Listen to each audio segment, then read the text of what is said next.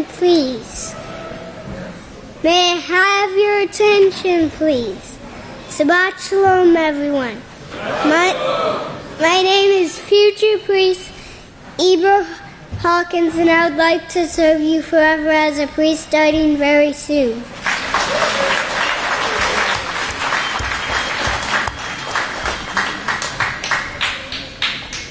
It's now time to find your seats for Sabbath services.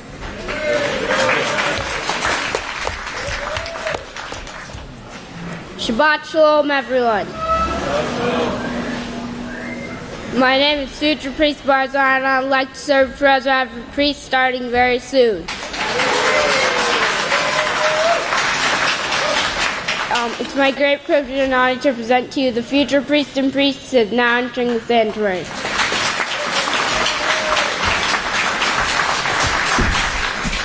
It's my great privilege and honor to present to you the future priest Deacon Tawakia.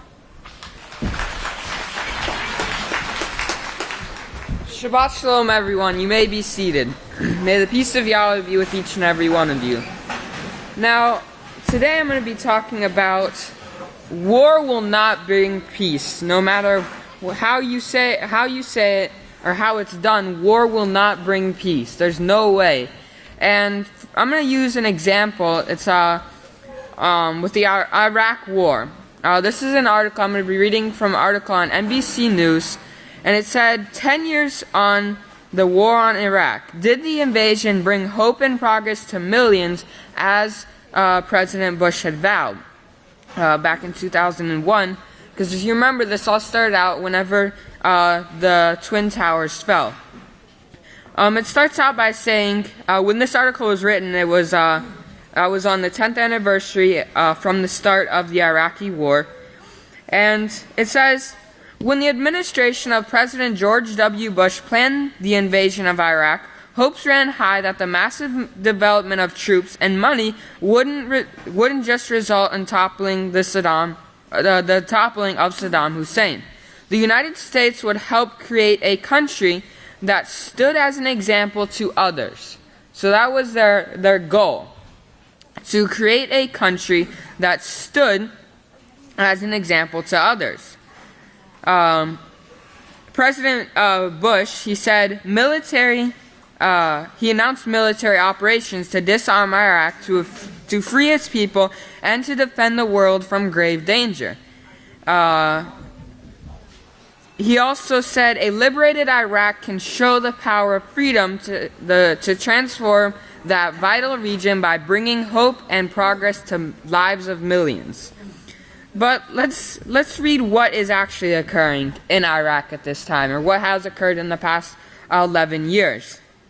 It says an estimated 189,000 people, including Iraqi civilians, news reporters, troops, journalists, people like that, have been killed since the war began in 2003. This country is considered one of the most corrupt in the world now. Continuing on to what some of the people are saying about this that live in Iraq, they say the infrastructure and the services were bad, but now it's even worse. That came from a person that's 33, he's unemployed, and he has two children. They also said this isn't a great service. It has gone from bad to worse. So notice, it's not getting better. Their idea of bringing war is not getting better. It's only making things worse and worse and worse. And they're going to continue to do these things until they eventually wipe everyone out. Going on, it says unemployment stands at 15% and youth unemployment at 30%. That's from the United Nations Development Program. 23% of the population lives in extreme hunger. They also said that. About 2/3 of the homes depend on public water supply as their primary source for drinking water, but 1/4 of these reported that they got potable water for under 2 hours per day. Electricity is also the worst rated service in Iraq since 2003. Then it says, this is from an Iraqi analyst, they said, maybe Iran has benefited more than any other country from what has occurred. And some people even say America handed Iraq to Iran. But don't forget, the Iranian regime has had relations with the Iraqi political forces when they were in the opposition. So this relation has continued after Saddam was toppled. So that's enough of that. You can see just from what I read that the way that they have brought, the war and the continual violence that they have brought, the way of Cain that they're trying to spread throughout the whole world, has not brought peace. It's only brought more death, misery, and destruction to it. But while the world is out there fighting, the house of Yahweh is rejoicing, and we're teaching them the way to go, the way that will bring peace. If you have your book of Yahweh, if you can turn over to Hebrews chapter 12 on page 951. Hebrews chapter 12 verse 14. It says, "Follow peace with all men and holiness, which without no one will see Yahweh." So the house of Yahweh is the only place in the entire world that has true peace. There is no other place in the world. They may say they have peace, but like I just read, their way of peace is war, and it will never bring peace, but they don't realize that as of yet. So I encourage you to stick with it, because we're almost there, brethren.